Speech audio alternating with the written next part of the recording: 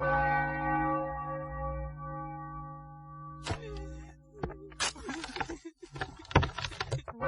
nome Patris et Filii et Spiritus Sancti. We are gathered here before the Almighty to lay to rest our dearly departed until certain resurrection and eternal life to our Lord. We commend to the Almighty our departed, and we commit his body to the ground. We came from the earth, we shall return to the earth. Earth to earth, ashes to ashes, dust to dust. May God have mercy on your soul. You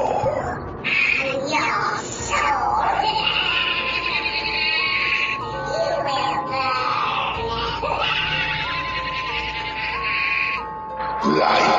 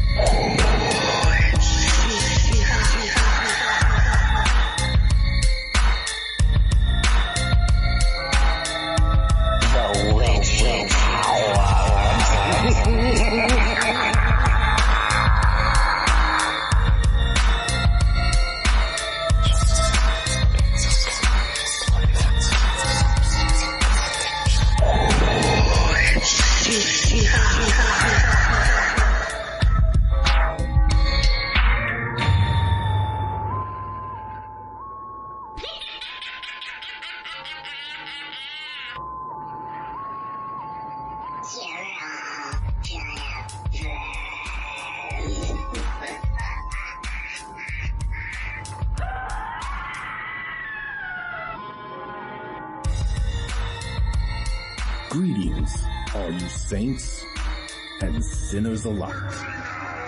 Greetings and welcome to the witching hour.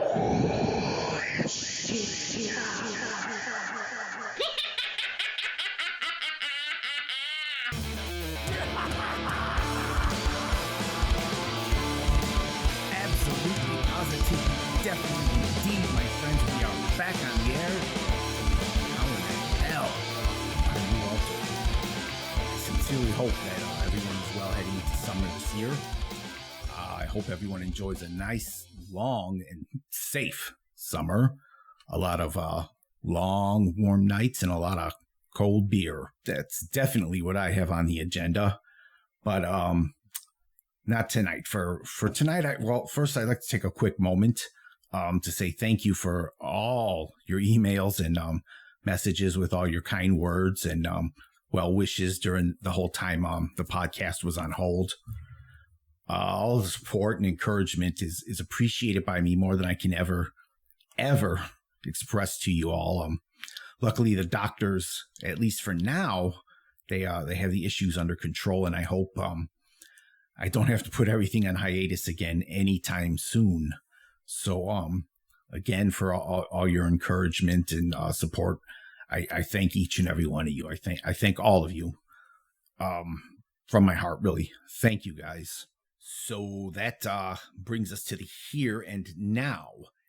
And the here and now is, tonight's guest, very special guest, I should say. He'll be joining us here in a few minutes, is Mr. Bob Cranmer, who is going to be talking to us about the true story concerning the horrific ordeal that Bob and his family were put through by a demonic presence right inside their home.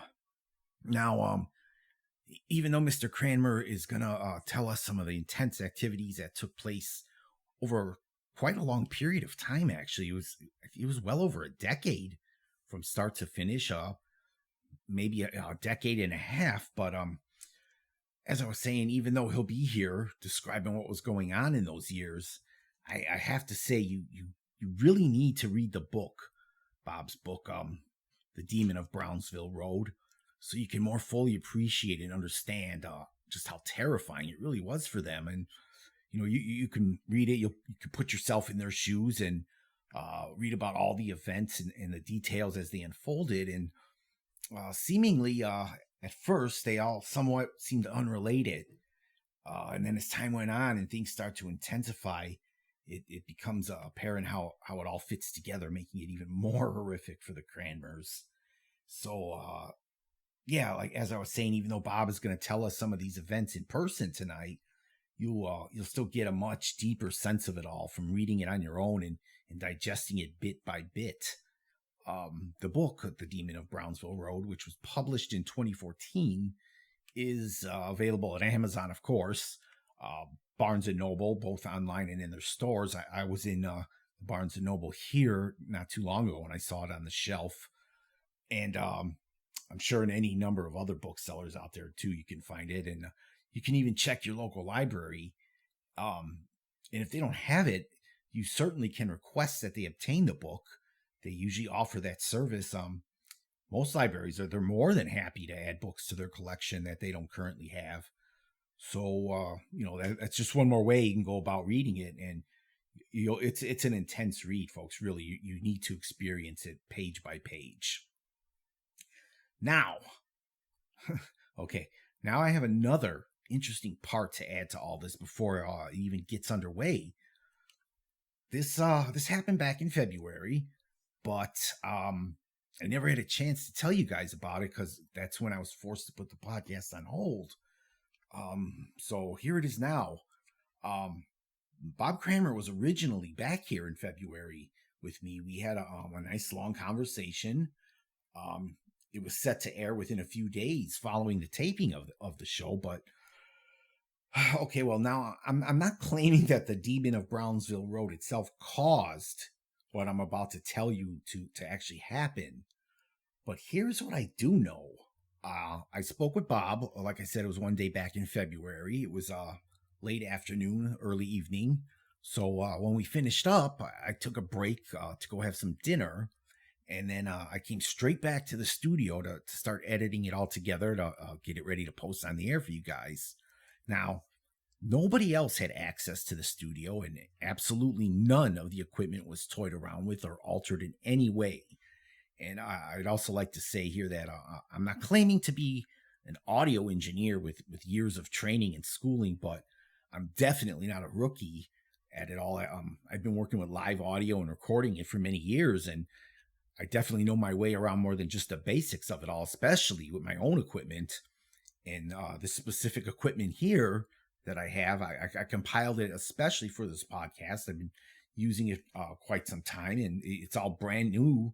It's all from top of the line manufacturers. There's nothing here from Walmart or Kmart Blue Light Special. But okay, so here's what happened when I came back to the studio. I get comfortable, I sit down, of course, I put the headphones on to listen to the interview back, hear it back, and I realized it was a one-sided conversation because everywhere in the recording where Mr. Cranmer would have been talking was dead silent, just perfectly dead quiet. The only thing on there was just me asking him questions, and where he had responded, there was nothing at all. Just my voice would come back on and react to what he had just said, and of course ask him another question. Now I know any sort of equipment or machinery, it can malfunction and fail in a number of ways. Okay, but here's the thing, without me going too deep into it and confusing everybody and wasting the whole night on this, but within the audio chain I have here, there's more than one built-in fail-safes that would immediately alert me if anything wasn't operating properly or something wasn't going right. I know some people will understand this and some won't. So I'll briefly try to explain how it works without getting you too confused.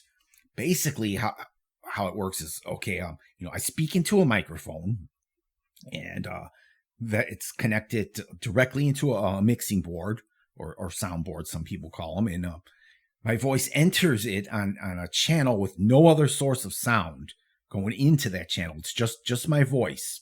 It goes into channel 1 on the mixing board. From there, it goes through a cable that runs into a computer which has Skype running on it. Now, also, as my voice passes through the mixer, it activates a series of lights, which are marked off by numbers that indicate and show you the level of the volume of your voice, what it's at. And of course, you can hear yourself through the headphones. So it's going right. It's coming, going through as it should. And now if you're talking too loud, those lights on the board, they'll go from green to yellow. And that's warning you that you need to lower the volume of the incoming signal. And if it's far too loud, a red light will come on, which means you surpass the level that'll make it'll sound distorted on your recording. Now, if you're not talking at all, obviously the lights, the indicator lights, they're not going to light up since there's no signal to activate them. Or, if you're talking, but for some reason the sound isn't going into the mixer, such as, the volume of that channel, the incoming signal is turned all the way down, or if the microphone isn't plugged in properly, the lights, again, they will not light up, and you'll know that there's no voice, there's no signal being processed. So you can immediately address the issue. Now, if you mute the channel you're hooked into on purpose, a whole different light will come on, and it'll stay on until you unmute the channel manually. So, as I was saying, the signal, I talk into the mic, it goes through the mixer into the computer, which is running Skype, where you're connected to the person you were talking to. And, in this case, it was Bob Cranmer. And, they hear what you say and they respond. And now the same exact process happens as it does with my voice on channel 1. However, they're not, since they're not here with me in person, they're on the other end of the line talking into, however their system is, be it their phone, or if they have a computer running Skype with a microphone too, whatever the case, they're talking into their microphone on that end. It comes out the computer here. So here in the studio, the computer is essentially their microphone. So, their voice, it enters out of the computer and into channel number 2 on the mixer. They have their own separate channel, just as I do. And all the same things apply when they speak. The indicator lights will rise and fall with the sound and the volume of their voice, telling you if the volume's where you need it to be at. And Bob's lights on the boards were lighting up in perfect unison with his speech. Everything was crisp and clear. If there was an issue of his voice not going into the mixer from the computer, the lights would tell me immediately. But wait, there's more. There's quite a bit more to it, actually. First off, Skype itself has tests you can run before you start to use it with somebody. You can run tests from it that make sure your equipment is working properly with their system, that everything's meshing, it's all good. And first to test the settings inside your computer, not the settings on the soundboard, but in your computer, to make sure your what you're hearing, that what's coming out through your headphones is working, and to make sure you have the proper settings turned on. Because there's absolutely more than one way to set your computer for how it's going to output, your music or, whatever you're listening to, an audiobook, whatever. And then Skype will also let you place a test call to an automated number, which, again, it makes sure your computer can properly dial out, not only receive the call, but, dial out make a call out. And a computerized voice will come on and it'll instruct you, at the tone, at the beep to speak. and it records what you say and it plays it back to you to make sure also that your computer can not only receive an incoming call, but to make sure you got those settings properly lined up with Skype and your computer to make sure that that you can properly send that signal out of your computer as well. Like I said, that's Bob's voice. His signal's coming out of the computer, into the mixer. And believe me, I run those tests along with numerous sound checks on the mixing board every time I'm getting set up to do a show. I have a bit of OCD, it's ridiculous. Actually, I'll do the same test over and over and over, knowing it's right, and still I get that urge to just keep doing it one more time. But everything, it was spot on. It was just the way I always have it set up, and it always works fine. And but wait, again, there's more now. So after my voice, I talk into the microphone, it goes to the mixer, into Skype so Bob can hear me or whoever I'm speaking to, and then it runs back out of the computer into another cable, which feeds it into a digital recorder, and it's a state-of-the-art digital recorder, which just like the mixer, it has its own separate set system and its own separate set of lights and alerts that do the same thing as the mixer's lights do. So it's a whole nother way I would know something wasn't right. It would tell you if the voice was too low or too loud. It would tell you if you muted the signal or if you hit pause on the recording. And Bob's voice originates from the computer, as I said, and runs through the console and straight to the digital recorder. And his signal is also subject to the same processing as my voice. And during the whole interview, that's my eyes are trained on all those lights between all the systems, so I would know immediately if something was acting up or something wasn't responding right. And there's even a few other built-in visual cues and a few other things that alert you if there's something wrong, but it would take a lot longer to explain all that. But suffice to say, there still is a few other ways that you would know immediately if the recording wasn't coming out or something was going wrong. You would know. So, I'm sitting here and I was listening, and as soon as I realized what was happening, I was just confused as hell. But, I'm like, how is my voice there and Bob's isn't? Even though everything checked out through the system, it just didn't make sense. So first, I visually gave everything a once over. I didn't touch it. I didn't touch not one setting or anything. I just made sure everything was plugged in right.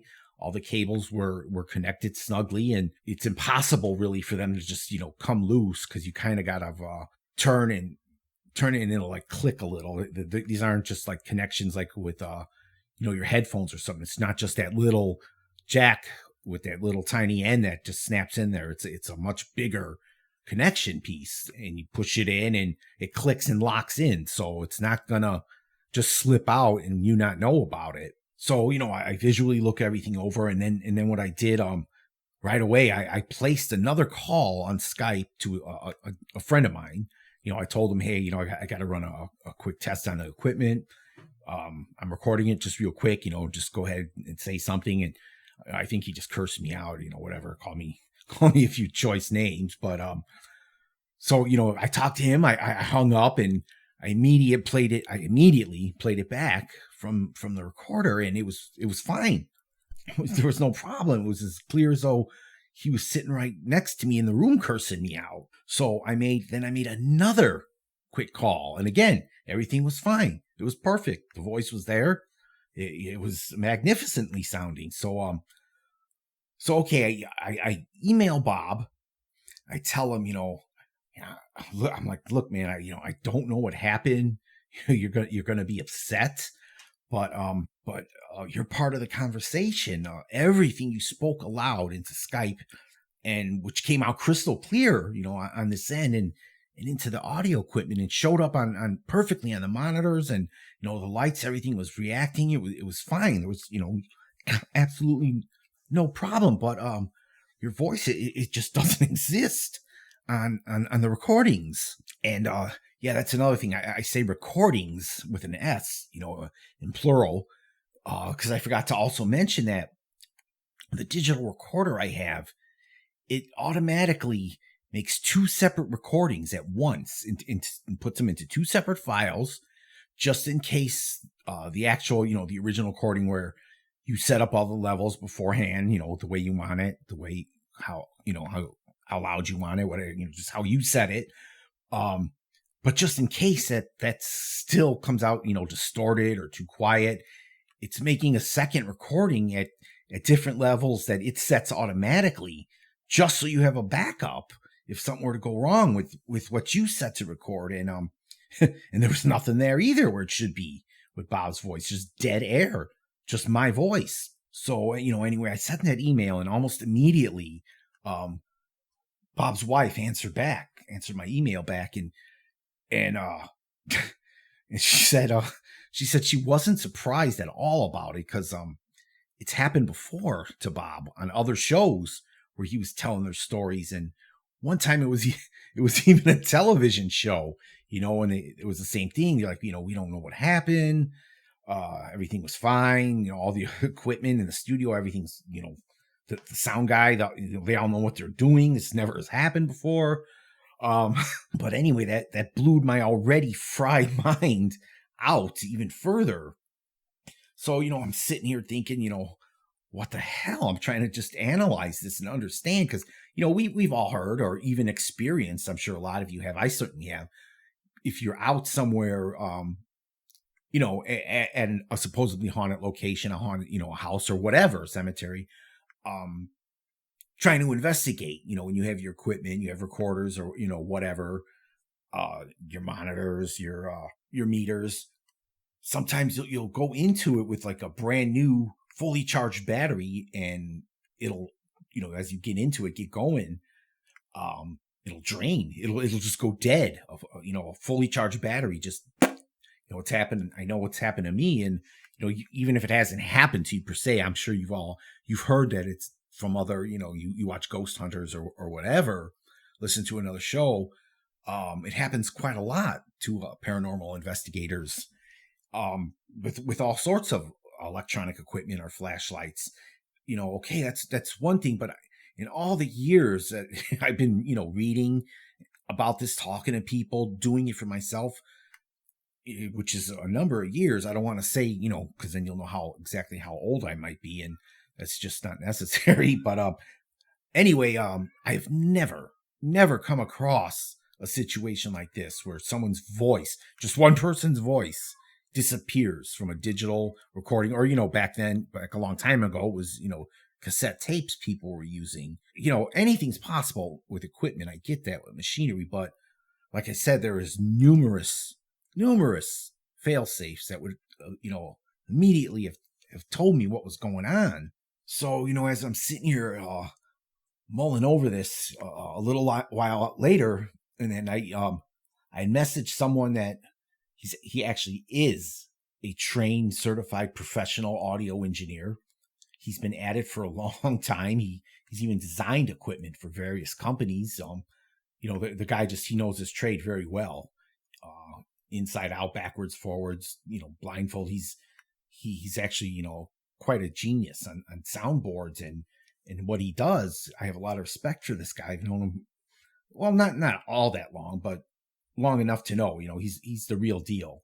He's never steered me wrong. So, I messaged him and I explained what happened, and I asked him what could cause it, to happen, what could cause one signal to not only register perfect on all the separate devices and not actually exist, and yet, the other signal, again, it registers fine, and on the monitors, everything's perfect, and it turned out okay, it's there, but the other one's not.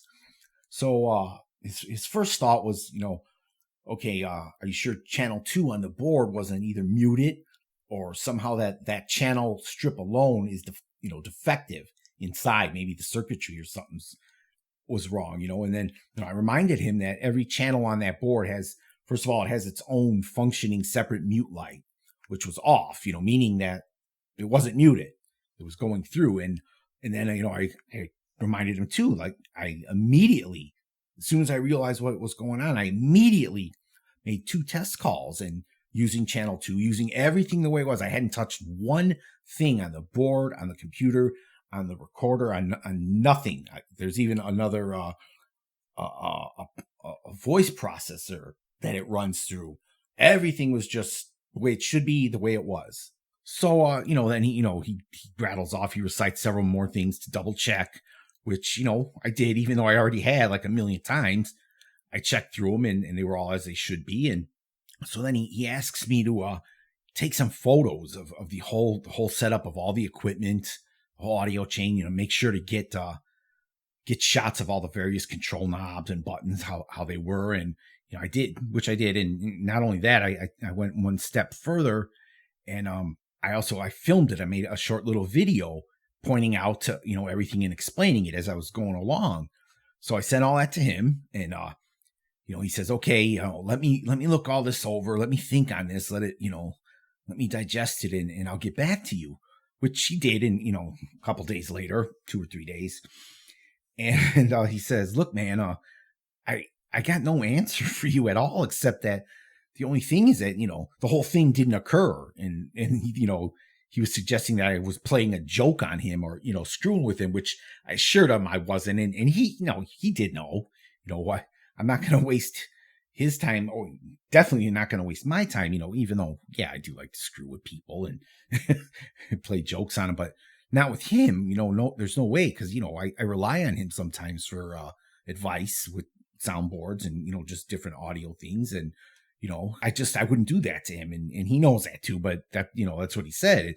He was saying otherwise it's not possible to have occurred, but yet it did. So, he told me he was going to, talk to some more people, kick some ideas around with them, let them, see what they have to say. And that if anything ever came up at all, even the slightest idea of what could have been at play that night, with the equipment, he'd let me know. But, needless to say, I haven't heard from him since. And, that was back in February.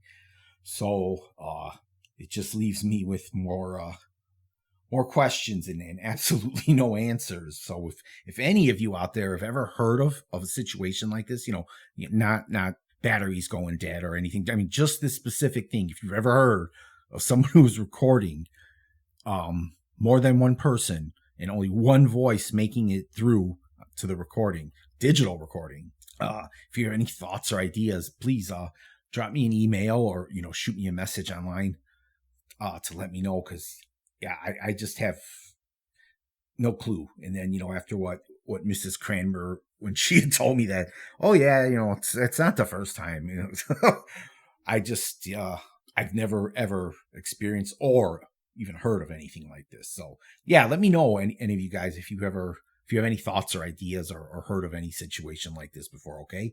And then shortly, after all that happened, Bob and I did reschedule to try again, but that's when I had the health issues pop up and I had absolutely no choice. I had to postpone all the scheduled interviews. And, I'm just now picking up where I left off and just praying that everything goes smooth from here on out, or as smooth as it can go. But anyway, okay. So let me tell you a little bit more about Bob himself, and then we'll bring him on here, okay, to tell us about the demon of Brownsville Road.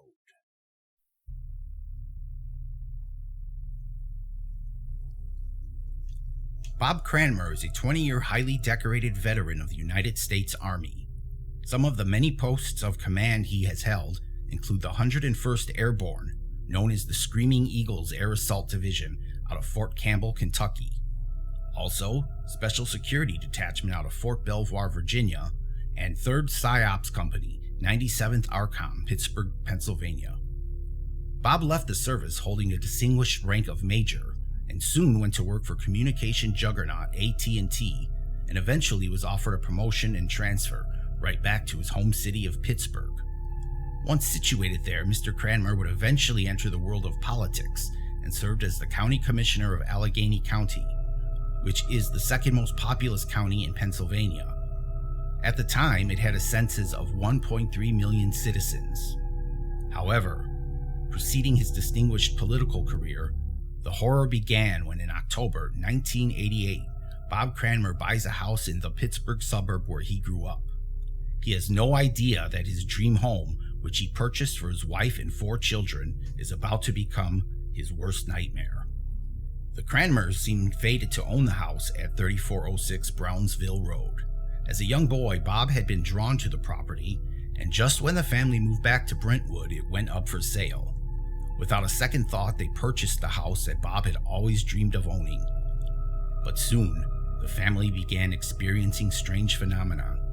Objects moving on their own, ghostly footsteps, unsettled moaning sounds that gradually increased in violence, escalated to physical assaults, and most disturbingly, bleeding walls. Bob, Lisa, and their 4 children were under attack from a malicious demon. They had 2 choices: leave or draw on their unwavering faith to exorcise the malicious fiend who haunted their home. Tonight, Bob Cranmer is here to recount the harrowing true story of the evil presence that tormented his family and the spiritual war he fought to save everything he held dear. Okay then, let's get to it. Bob, hello. Hello. Hello, Bob. It's great to speak with you. Sure, that's fine. Thanks. Likewise. Thank you. First of all, I was explaining before you joined us, as not to waste too much time of your time. This isn't the first time we're trying to do this, you and I. You were here back in February, and then to my surprise, your audio had mysteriously disappeared when I went to edit the show. Yeah, that's not the first time that's happened on an interview with me. Electronic, inexplicable electronic problems have happened on numerous occasions. Yeah, that's what I wanted to ask you. It's not unheard of at all in these type of situations. Yeah, that's what I understand. But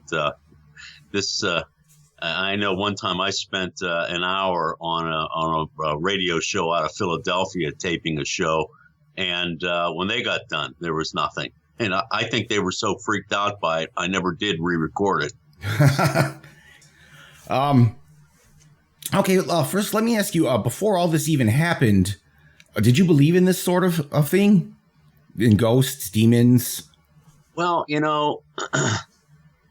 certainly I in my Christian belief, my Christian faith tended me to, believe in the existence of the demonic, obviously, and stories in the Bible. And I obviously saw the movie The Exorcist and so on. But and I obviously tended to believe that this is true, but I never had any firsthand experience with anything paranormal.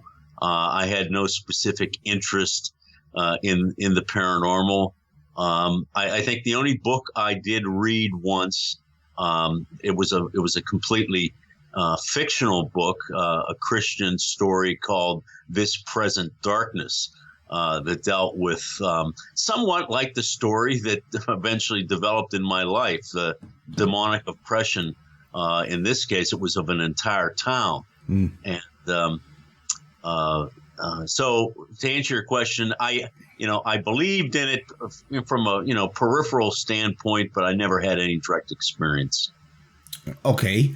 Now, seeing that it's all these years later after it all happened, and I know you've discussed it hundreds of times on the air alone, but is it ever hard for you to discuss or talk about it at this point? Well, I'm always somewhat guarded. I know that this stuff is for real, and I know how dangerous it is. And I don't do it flippantly, and I treat it very seriously. I mean, I have a whole series of prayers designed for an exorcist that I say every day when in the morning and at night, asking for protection from evil and guidance. So it's deadly real. Oh, yeah. So I talk about it. I believe that's why I was pulled into it to begin with, because I do talk about it and dealt with it.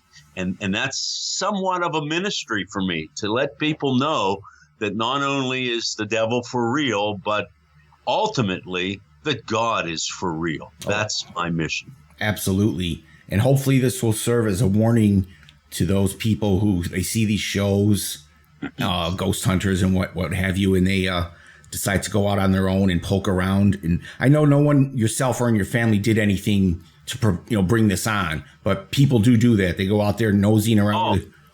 It's like having a hobby of playing with nitroglycerin. Exactly. It's going to blow up in your face at some point and blow you up with it. It's dangerous. It's extremely dangerous. And the problem with just plain ghost hunting is that when you step into the spiritual realm like that, you don't know what you're going to find. Right.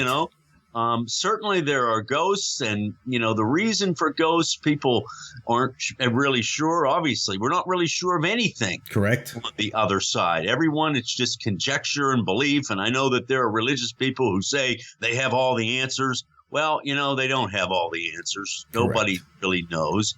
But when you start walking around in that spiritual world, you don't know what you're going to bump into, and it can be dangerous. Yes, it's Russian roulette. Mm-hmm. Okay, so your book, of course, The Demon of Brownsville Road, which I know it's still available everywhere, Amazon, Barnes & Noble. You also have a website, demonsofbrownsvilleroad.com. So the book is... Facebook page as well. And, yes, correct, a Facebook page. And his website is linked up. If you go to the witchinghourcoven.com, at podbean.com, you could find a link to Bob's website of the book. Okay, well, jumping way back for a minute, I know there's some history to the land itself and then to the house shortly after it was built. Could you tell us about that a little, the history? Yeah, it's really intriguing and interesting. A lot of this I discovered, over a process of a number of years. And we were always very interested in what the original source of this evil was. And a number of the priests, or especially Father Mike, who's prominent in the book, always thought that maybe that there was some link back to the Native American past of the area. It was an area that was very rich in history with Native American settlement along the Ohio River, the Allegheny and Monongahela River, and there was a British fort there and so on. And what we discovered was that there's a large tree, several hundred years old, a red oak tree in the front yard. And local lore had it that tree was a memorial to something. And nobody really could put their finger on what it was, but this tree had remained in place, for hundreds of years. And I mean, it's almost 12 foot in diameter. It's a big old tree. And a number of people said it, as many things they say, has something to do with George Washington and the George Washington camp next to it and so on and so forth. But what we eventually discovered, and I outline, or I detail, I should say, in the book what happened. But we found out that it is a marker, a memorial for a grave of four individuals, the mother and three daughters, who were massacred during a Native American, I won't even say an uprising. It was an actual war. Okay. It was the first war that the United States was actually involved in, and it was with the American Indians, Native Americans of this area and Ohio, and they were killed on the property. The father was not home. Their name was Brown. Deliverance Brown, the man's name was. He came home to find his family killed. One daughter was still alive, and he buried them there. What is our front yard, and this tree at the grave as a memorial. And what we feel is that, many times when these warriors would go on the warpath, so to speak, they would call upon their spirits to give them courage and strength. And whatever spirit they called upon to give them the courage to go and kill those children apparently we feel attached itself to the land and where the house was eventually built and inhabited the house. So that's a long drawn out answer to your question. Okay. And well, the house itself was constructed in the early 1900s, right? 1909. 1909. And there was speculation of a local doctor performing illegal abortions. Yeah, I mean, you can line up a whole number of things that we found, and again, for me to detail how we found this stuff out is a little in depth. Oh, absolutely. Yeah, I'm sorry. We did discover that also one of the workers that was working on the house, and there I have a picture of the house being built. And the work crew is posing in front of the half-finished house. There were, I think, 16 individuals in the picture, and apparently one of them, who was a recent immigrant, I think from I can't recall, maybe it was Germany or so on, put a curse for some reason on the house. So really? Not only do you have the massacre thing in the late 1700s, one of the workers put a curse on the house, and then subsequently, as you began to address, sometime in the late teens or 1920s, there was a local pediatrician who also performed. All abortions at that point in time were illegal, right? But still, obviously an industry. There were a lot of people that were seeking abortions, and he couldn't do it in his office, so he looked for a discreet location where people could come and go and not be noticed. And this big old house that has entrance from the rear through the actual driveway goes around to the back of the house. Apparently, he set up shop in one of the bedrooms and was there. We're not sure how long, but performed his illegal trade on the second floor of the house for some years.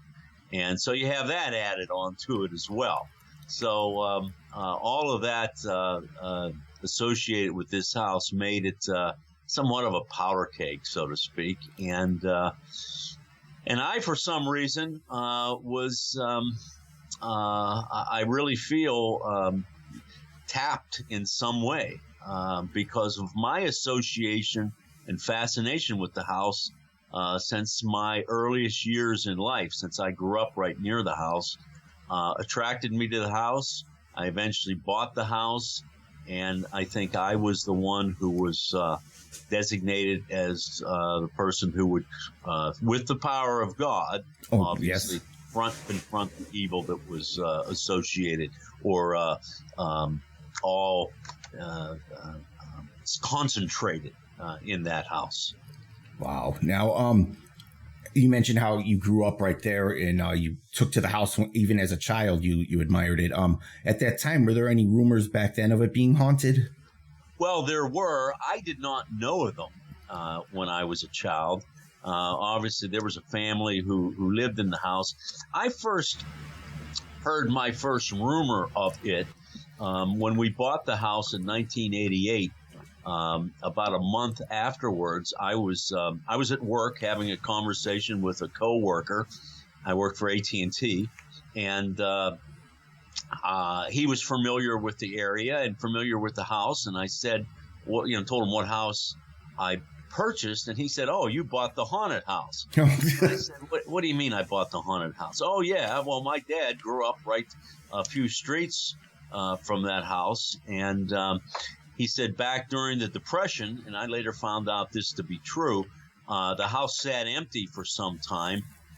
It went up for sheriff's sale, and the original owners had lost it for taxes, and it was empty. And his father and his friend, he said, got into it some way, and literally he said they were chased out of it by a spirit.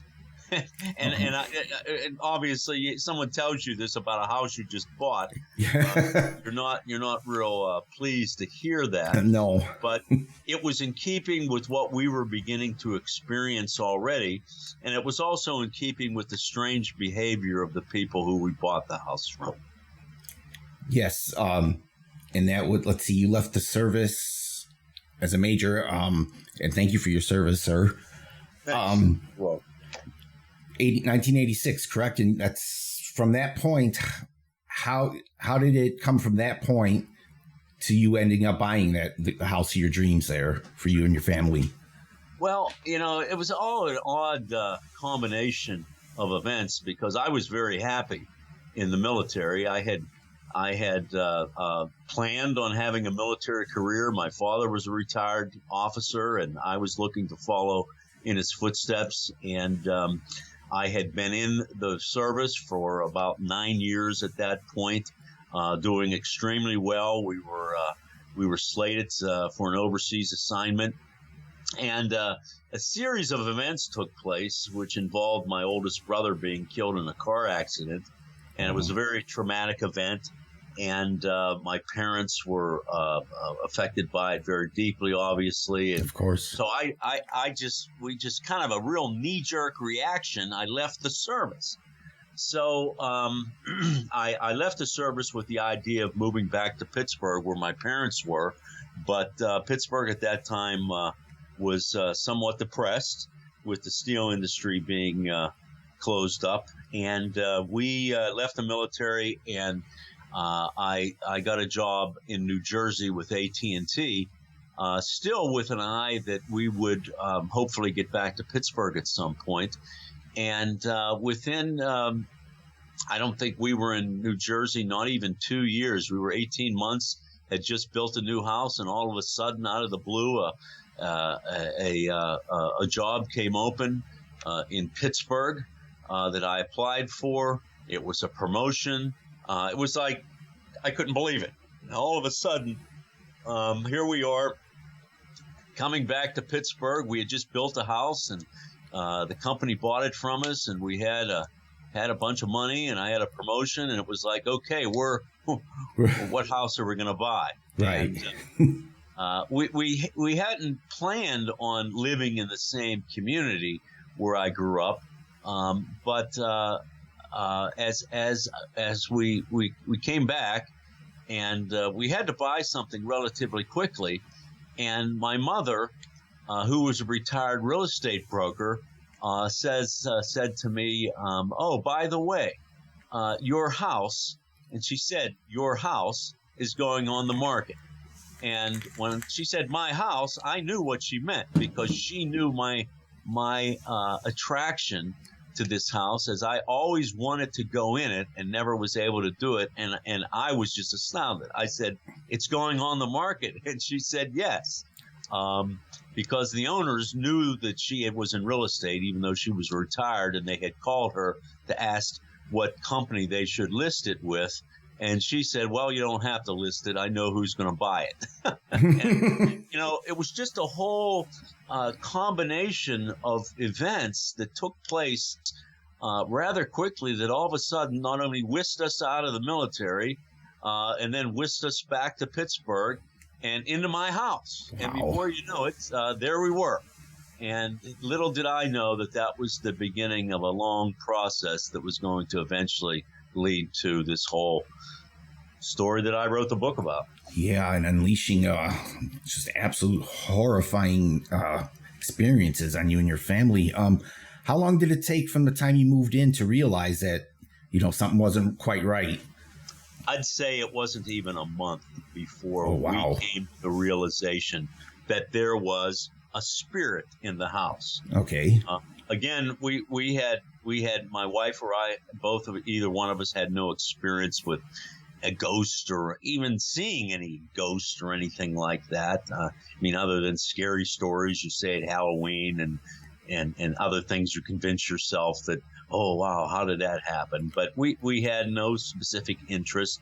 But things began to occur in the house that led us to the conclusion, because our children were all 4 and under, 4 years old, 3 years old, 2 years old, and several months old. So they certainly weren't of an age that they could be little pranksters or do anything. I mean, they were roaming around in this big house. To them, it was so big, it really kind of scared them. Oh, sure.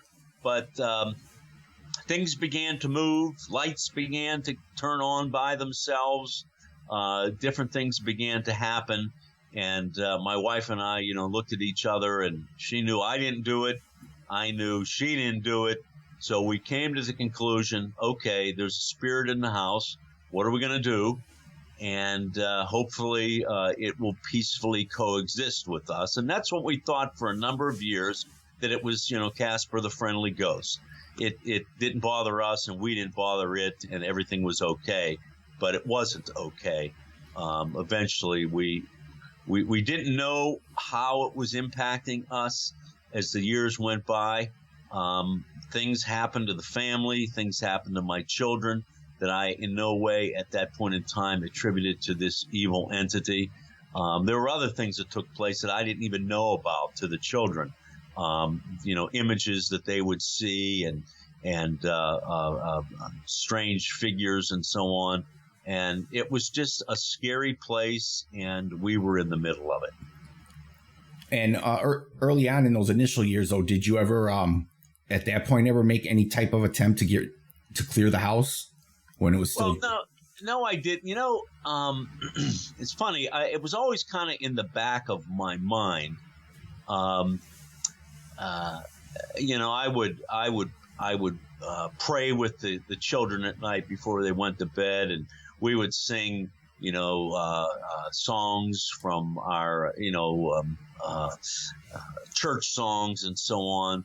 And I always had that in the back of my mind, that if this thing was evil or had some bad intent, I wanted it to know that we were protected by our faith and by our faith in God, and that we were religious and had a faith in Jesus, that we would be protected, and that was true, but ultimately that became a it was tested and it was tried, right, and we were beat up pretty good for a while. Oh yeah. That period lasted quite a number of years, didn't it? Where it just seemed kind of harmless. It did. We moved in technically 1989. And I would say, for the first few years, my children would notice things, by the time they were 6, 7, 8 years old, and we would always discount. I heard this last night. I heard a knocking on the door. I saw this shadow, and I always tried to discount it. But there were many times, to wake up and have a bed full of kids all the time. I can imagine. And so still in the beginning, the first 10 years, it was Casper the Friendly Ghost. It was there. We all came to the realization that it was there eventually.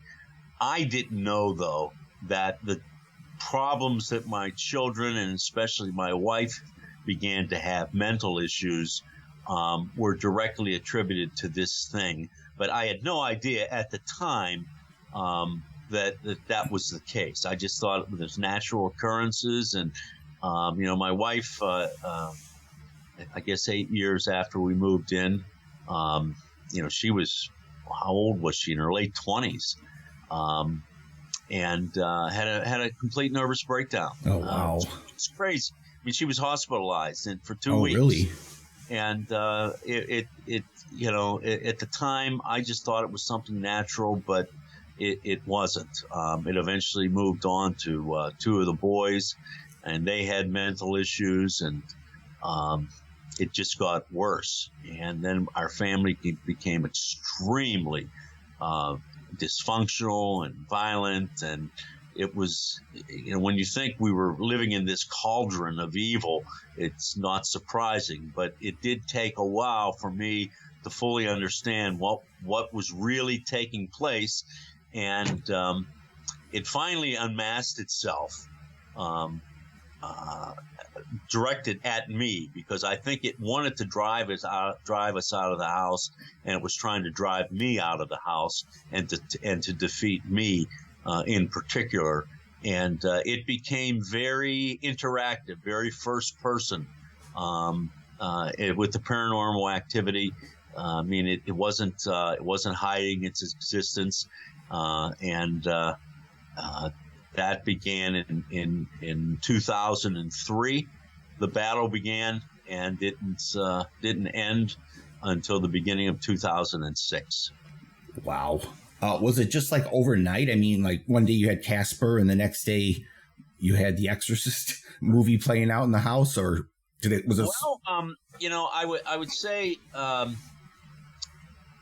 when it unmasked itself and the paranormal activity became very like in your face, and I explain this in detail in the book.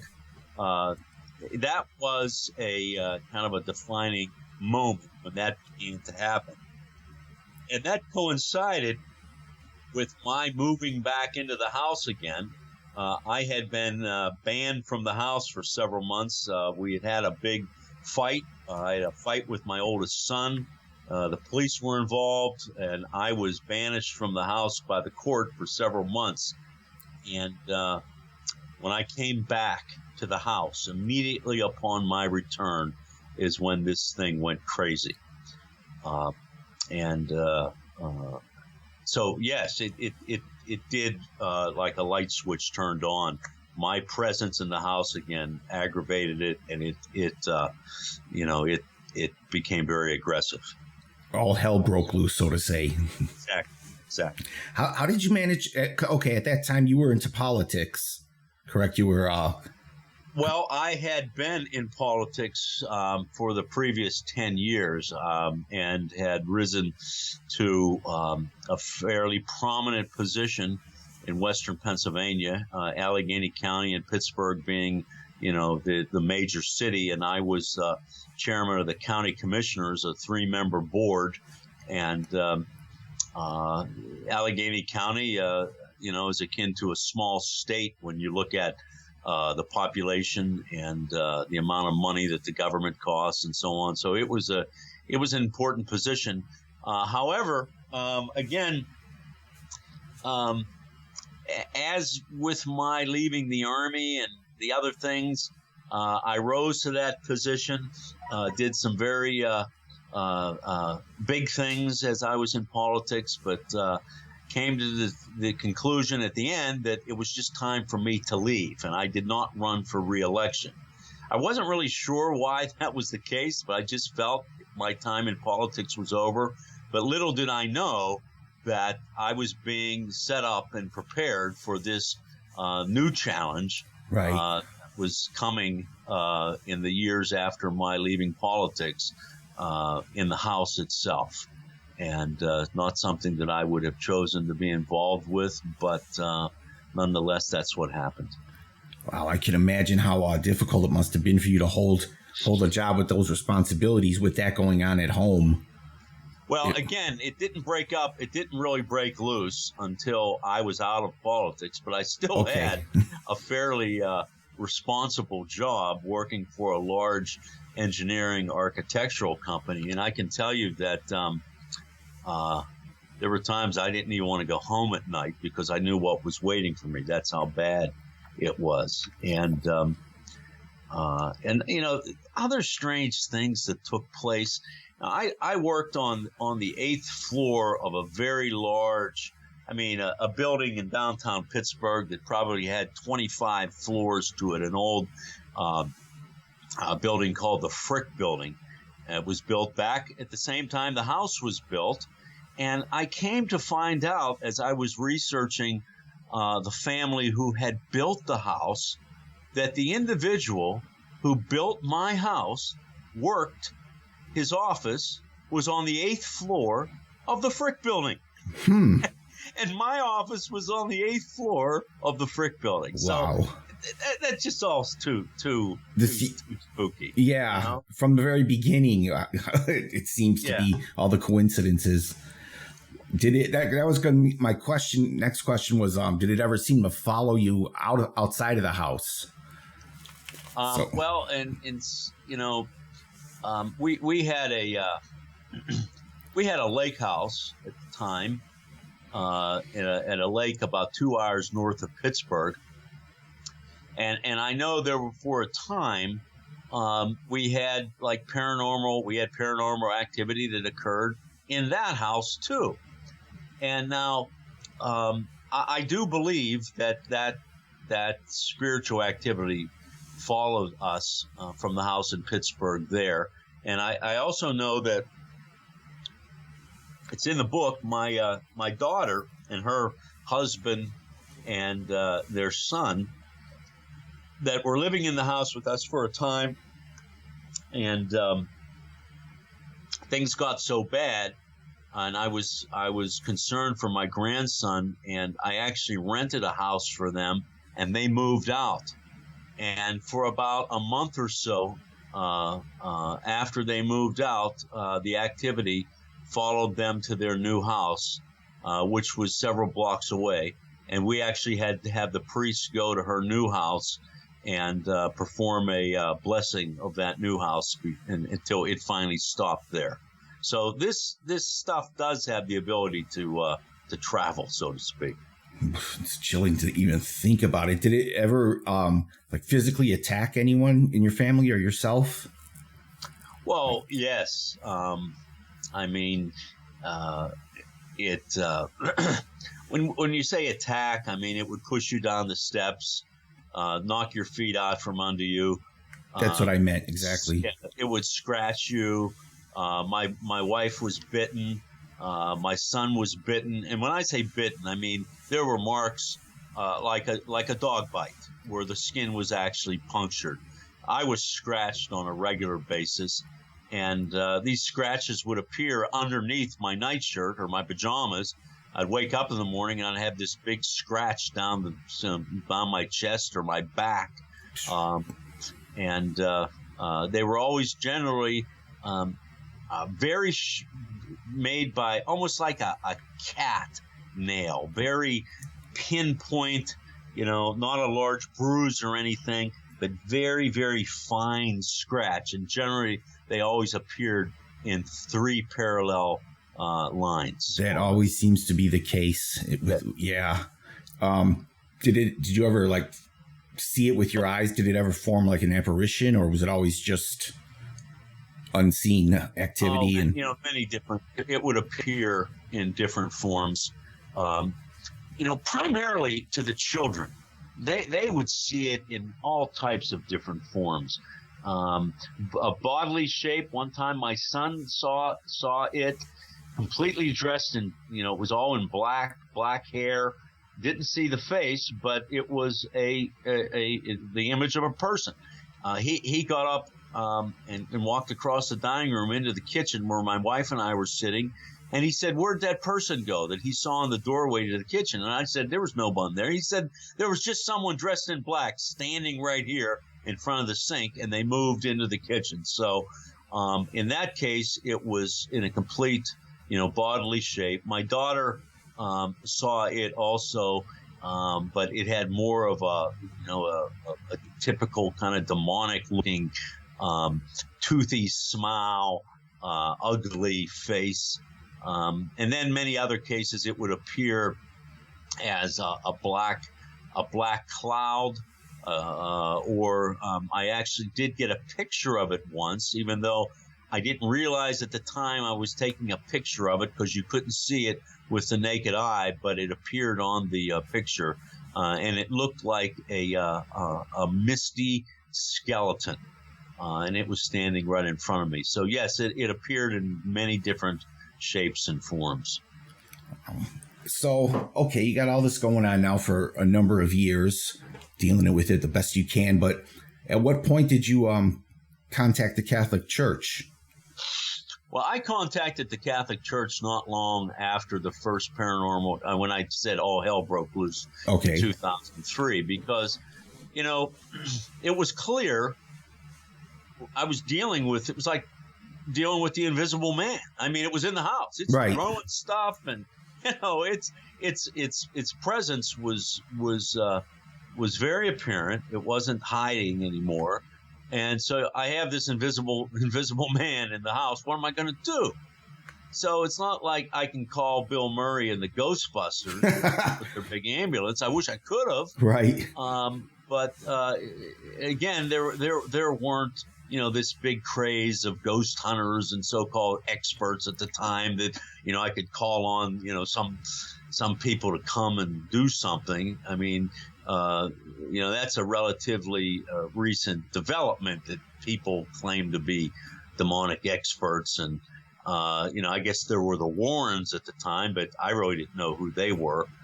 So I've seen the movies. I saw the movie The Exorcist, and in my mind, the Catholic Church claimed to, have a handle on this stuff. We were not Catholic at the time.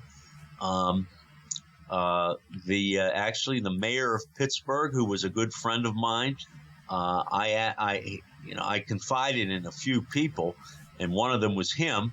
And he went and actually visited with the Bishop of the Diocese of Pittsburgh, Bishop Donald Worrell. He's now a cardinal of the church and resides in Washington, D.C.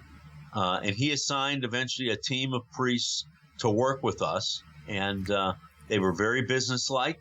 There was no questioning of my sanity or anything.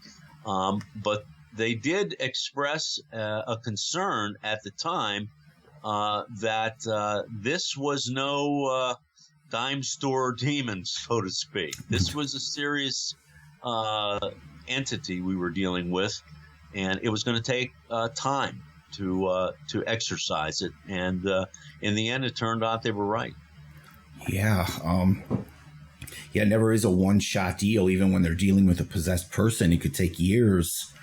So did things seem to get better at all when they got involved? It got worse. It got worse. Much worse.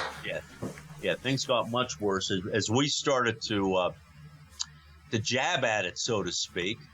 And again, how we were doing it. All the Catholic hocus pocus that I called it. Holy water and candles and incense and all that stuff really agitated this thing, and it caused it to become more active, so that when they would come, generally things would get worse for several days afterwards, and that just continued for quite a while. Well, that right there is a sign that those rituals, the prayers, that they have an effect on the being, but while it's happening, that doesn't do you any good, though. No. And I thought, they're going to come in and they're going to, they're going to say their prayers and do their thing. It's, I have a clogged drain, or I have a problem. The guy comes, he does what he does, and he leaves, and it's done. That wasn't the case here. In fact, the priest said in a year, we'll know if we're making progress. A year. Wow. So they continued the rituals, the prayers, the blessings. But how long did it take till you finally realize that you guys were gaining the upper hand on this thing? Well, I would have to say, now at one point, the church wanted an outside group, non-affiliated religious with any religion, to come in and verify that there was strange stuff verify what was happening in the house. So they somehow, the priest in charge heard of this group at Penn State University. Now, this was before they were famous, before they had their own television show. Okay, yeah, I remember it. Ryan Buell and Paranormal State. Well, at that point, they were one of the first paranormal investigative groups. And I contacted them And they came to the house in early 2005, about a year into it, when it was really bad. And they came with their instruments and computers and infrared viewing devices and temperature gauges and everything. Right. Wired the house up. And there were about 10 of them that came the first time. And they came 1 week. They came 2 times in a month. And I would say that that really flushed this thing out. It really made it crazy. Okay. And after that point, I mean, certainly they wanted to be involved, but the church realized that it was dangerous, and it wasn't something to be toyed with. They came, they did their job, and part of that process was they had spoken to some mystic seer that was affiliated with their group, who lived in Gettysburg, and she talked about a space in the center of the house that had to be accessed, that was apparently like the lair of this thing. And when they came, they asked me if such a space existed. I said it did, under this large main staircase, and we did cut into it and accessed it, and that was a defining moment in the battle, so to speak. And then subsequently, we were able, we kind of had a renewed energy to continue the fight, and from that point forward, we began to understand that what we were doing to it was making its existence in the house as miserable as it was making ours. And thus, from that point forward, it just became kind of a battle of endurance that it eventually succumbed to. Was there a final exorcism, so to say, from the church that closed the book on it? Well, they did bring an exorcist in from New York, Father James Labar. Oh, and okay. he did perform an exorcism. That wasn't the end at that point. The end came in February of 2006 when we had a mass in the basement of the house. And subsequent to that mass, we knew the entity was present. We knew where it was. And there were a series of prayers that took place. And when that concluded, I then could feel that we had reached a conclusion to an extent. There were reverberations that still took place for probably over a year or so, but they became far fewer and less frequent as time went on, and eventually just ended. So it's, to this day, it's demon free, you would say. Yes. The Great. evil is gone. Every now and then, I think we still have I think we might still have a ghost in the house. Again, understanding there's a difference between a ghost and a demon. Oh, absolutely. Every now and then, just yesterday, we had a strange event happen on the first floor. And every now and then something will happen, but there isn't that ominous feeling, that heavy presence in the house like there was for, years beforehand. Yes. I stressed too before you came on that people really need to actually read the book to really get an understanding. There's so much more detail in there to fully understand it, to put themselves in your position. They have to, dive into the book. But I get, obviously I'm somewhat sensitive when you put yourself out there like that. You write a story, and I get, I find reviews of the book, people either absolutely love it or they don't hate the story. They hate me. Yeah. There's a reason I put a lot of my personal background in the first several chapters of the book, because I think it's important to understand, I think, what prepared me and what formed my personality, because, the average person would not have stayed and endured this. And certainly if you're reading a fiction book and it's a fictional story, you can read it and say, oh, yeah, okay. But this really happened. So I think it's important to understand who I am as a person, who I am, my religious beliefs. I think the credibility that I bring to the story, and the other folks that are associated. I mean, you have a cardinal of the Catholic Church that was directly involved in this, and not one priest, but a whole number of priests that attest to the accuracy and the validity of the story, that this all really happened.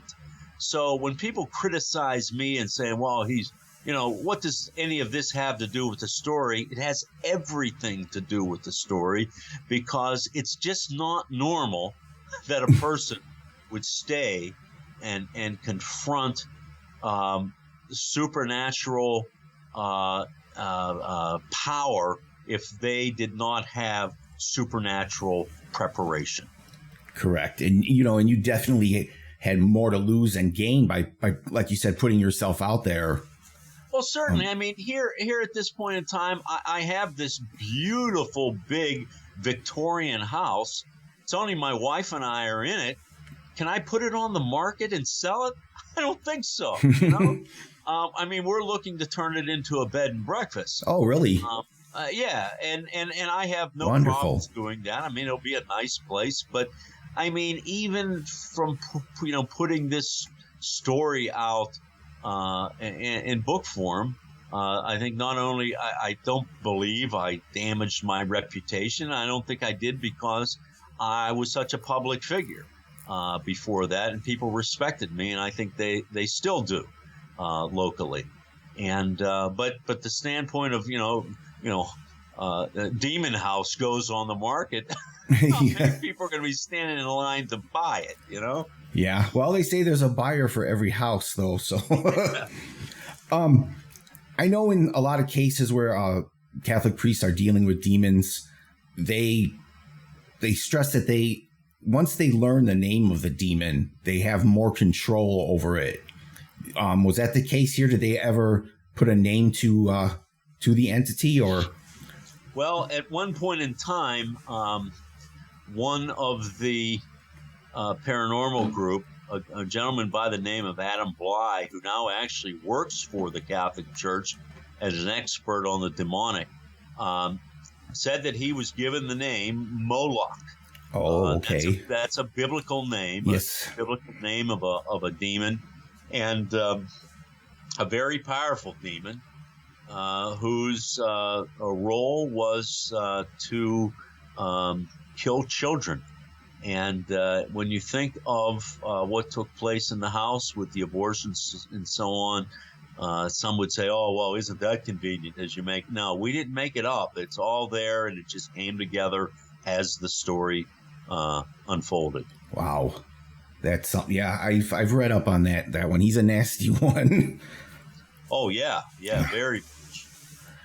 Also, one interesting point I remember from the book, early on, you were working outside and you came across, was it a box or just a rosary buried?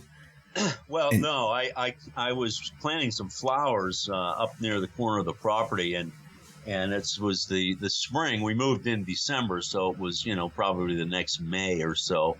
And I dug up a little metal box, and I realized that it hadn't been there that long. It was like, as I can recall, it was like a Sucret's box or something. It was a metal box. I opened it up, and it had Catholic religious items in it, like a scapular and some, just religious medals and rosaries, I think. Can't remember specifically, but I knew it hadn't been there that long, and I called the individual who sold us the house, who had guaranteed me that there was nothing, quote, wrong with the house. I told him and I asked him what this signified, and all he said was, please put it back where you found it. Now, later I would learn that, part of the procedure of blessing a house is to bless the property, and you place holy items in the ground at the four corners of the property. You bury religious medals or something. And in this case, that was at the front left corner of the property. And they obviously had the Catholic Church there when they lived there and attempted to address the problem. And I would suppose, because this entity was so strong, they realized it was still there and they decided it was time for them to move. And that's why they were so anxious to take my first offer and to get out of Dodge, so to speak. Wow. Well, you kind of can't blame them, but then again, is that the right thing to do? I mean, I know there's a lot of money at stake with a house, but you're just kind of passing it on to someone else. And but what really really upsets me is that, I was very specific in asking this gentleman because my wife said the house gave her the creeps. So I asked her, and he said, no, the house is fine. We've had mass in the house several times, which I thought was an odd answer. But years later, after I made the phone call and he said, bury it again, I did when I was writing the book or beginning to write the book, I specifically asked him on the phone if we could get together and talk about, paranormal activity that we had experienced and what they had experienced. And at that point in time, he said, let me get back to you. And he hung up the phone. Then I ran across one of his sons, who was a teenager at the time when we moved in. So years later, he was a grown man. And I asked him about it. And, he kind of rolled his eyes and said, boy, I could tell you some stories. But and thus affirmed to me that they had experienced things. And it was very clear just from the behavior of the father. But after I published the book, and mind you, I didn't use their real last name. I gave them a fictitious name. But he went public, calling me a liar. It called me all kinds of names and threatened legal action and so on because I had besmirched the name of his father, which I really didn't do because I didn't use his real name. Right. If anyone, he's the one who associated their family with the book, not me. So he knows he's lying. And but nonetheless, they did what they did, and but I just think it was part of a larger plan. I think that my eventual purchase of the house was something that had been laid in place long before it happened, and that this story was meant to be told. The difficulty I had in getting this book written and subsequently published was almost as difficult as getting rid of the demon. I'll tell you, it took years. But ultimately, my goal was to tell this story, and I just hope that long after I'm gone, this story is still going to trumpet the message that God is great, God is good, and yes, God is in heaven. Yes, and it's all very real. Yes. Yes. Really quickly though, too, I know you had a relative die in the house. Do you associate that to the demon itself, or was it just coincidentally? I can't really answer that. I mean, my aunt was 88 years old at the time. She was in good health. Now, what took place that night in the house, that was the same night as I had this big fight with my oldest son, which he to this day too attributes to the demon, that he was somewhat almost possessed when he attacked me. He can't explain it, how it happened. And I think evil just ran rampant in the house that night. And in some way, my elderly aunt was so traumatized by what took place that she died. Now, did the demon take a direct role in that? I can't answer it. Yeah, that's true. I guess you could never really know for sure. Well, moving forward from that, now, obviously it made you and your family all stronger, better people, but also you guys got to look at the world totally different now. I mean, every aspect of life has to be changed somewhat after what you went through, and absolutely knowing for certain that there's a lot more to this than we know of. Well, it's funny. I was just having a conversation with a friend of mine the other day where I said, my faith is really not faith anymore. It's reality. I mean, I know that this is all true. I mean, I've had the opportunity to have existed and had my foot, so to speak, in the spiritual realm. So as before, when I said my faith prompted me to believe in the demonic and the devil and God and so on, I know it's true now. There's no question. So that certainly gives me a different perspective on life and on death. And, how it affects my children, I think in the long term, it'll affect them as they get older in the same way. But as for my wife and I, it's reality. And I have to say, too, my wife, in dealing with this stuff and how she was so personally affected by it as well, and staying with me through all this and having kind of a confidence that I knew what I was doing when maybe I didn't know. But nonetheless, she stayed by my side through this, through thick and thin. And I just can't. I speak more for her and her determination than myself even. Wow. Yeah, the whole story is just fascinating and horrifying at the same time.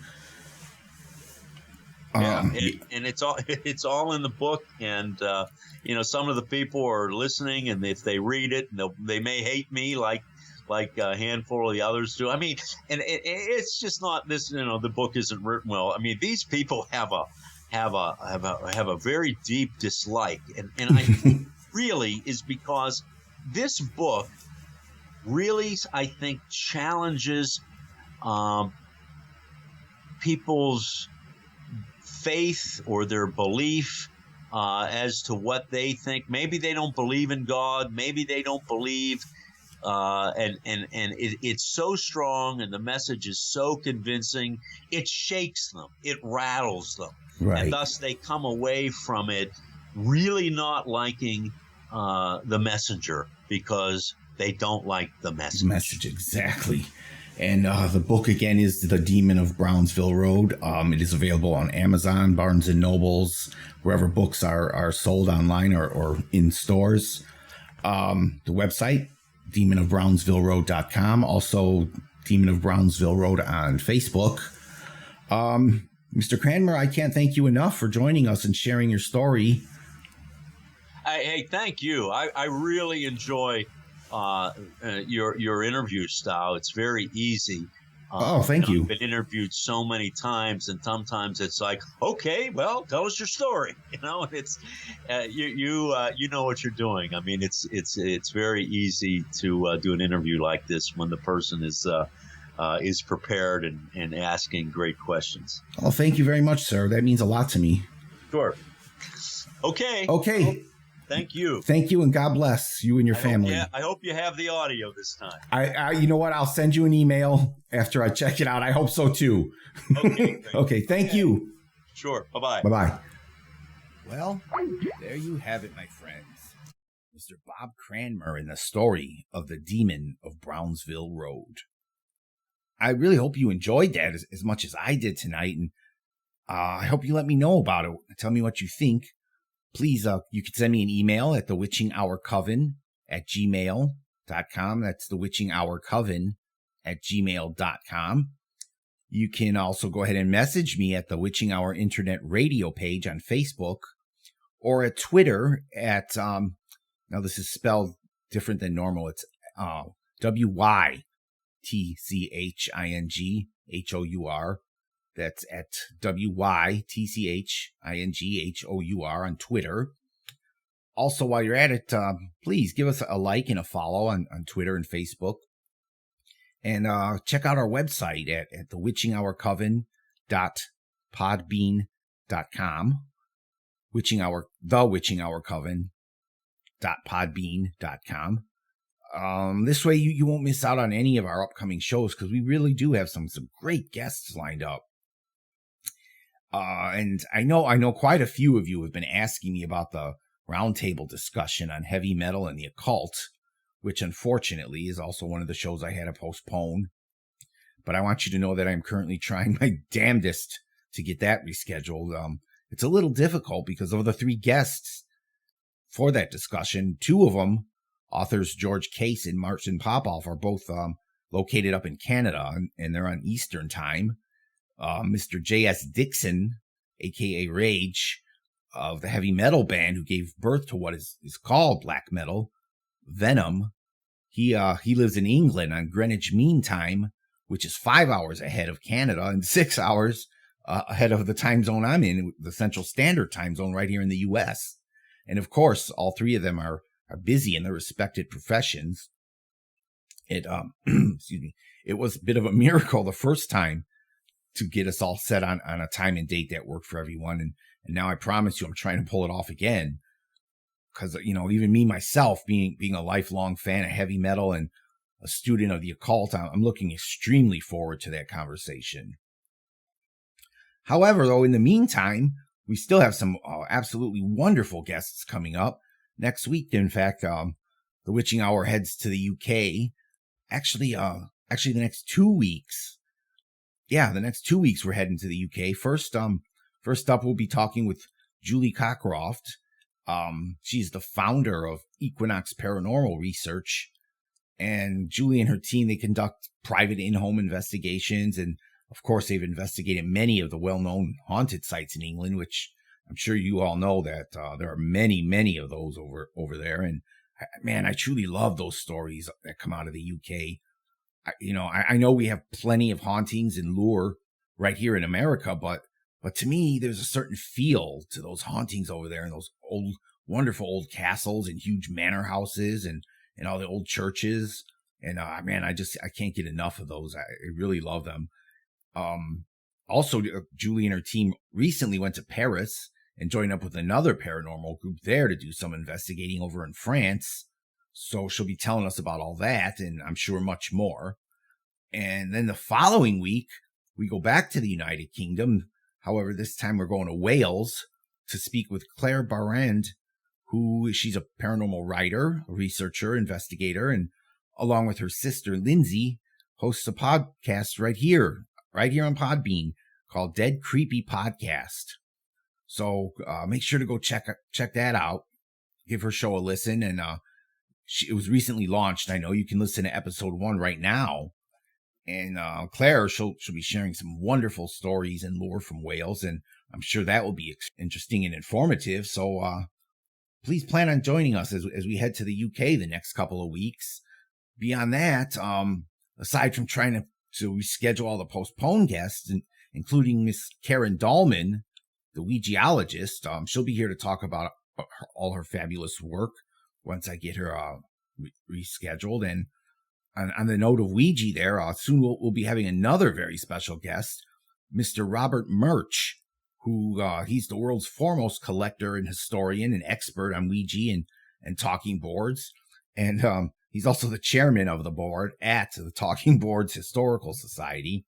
So that is going to be one hell of a show, as I'm sure Robert will tell us the whole history on the fascinating subject of Ouija and all things related. So, trust me, we have a whole all-star cast of other fascinating guests coming up real soon. So I'm going to go ahead and say goodnight to you all for now, so I can get to work and get busy on all of the above mentioned and plenty more right here on the Witching Hour. And I absolutely would like to say thank you for joining me tonight, and I look forward to seeing you all back here next week and beyond that. So, well, remember, my friends, be good, but take no shit. For the Witching Hour. Until next time, my friends, I'm James Mordecai. Witching Hour!